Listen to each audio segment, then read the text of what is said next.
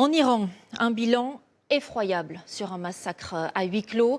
Pour la première fois, une télé d'opposition iranienne basée à Londres avance le nombre de 35 000 morts, 10 fois plus que ce qu'avait communiqué le régime des mollahs la semaine dernière. Des témoignages confirment des tirs à l'arme lourde sur les manifestants et même des raids jusque dans les hôpitaux. Benoît Cristal et Cédric Aguilar.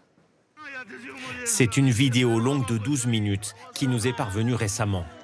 La morgue au sud de Téhéran, des sacs mortuaires à perte de vue.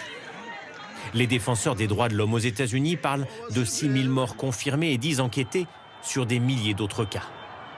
Cette chaîne de télévision d'opposition basée à Londres, elle, affirme qu'il y a 35 000 victimes en se basant, dit-elle, sur des rapports officiels iraniens.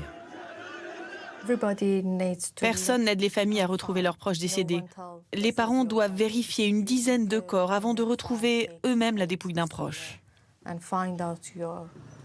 Ces images de Téhéran, calmes, filmées il y a 2 jours, sont les seules autorisées par le régime iranien.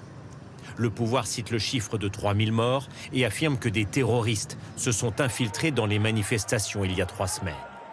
Les Nations Unies, elles, s'inquiètent pour le sort de dizaines de milliers de prisonniers. Nous avons beaucoup de témoignages selon lesquels des policiers en uniforme et en civil se rendent dans les hôpitaux pour identifier les manifestants, mais aussi pour les arrêter. Selon l'un des rares journalistes francophones sur place, les Iraniens ont toujours du mal à communiquer avec le reste du monde.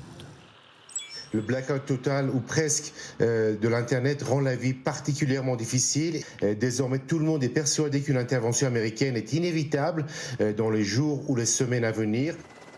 Le porte-avions américain Abraham Lincoln et son escorte sont en effet arrivés dans le golfe Persique hier. À leur bord, plus de 5000 Marines et des dizaines de bombardiers qui renforcent cette menace d'une intervention américaine.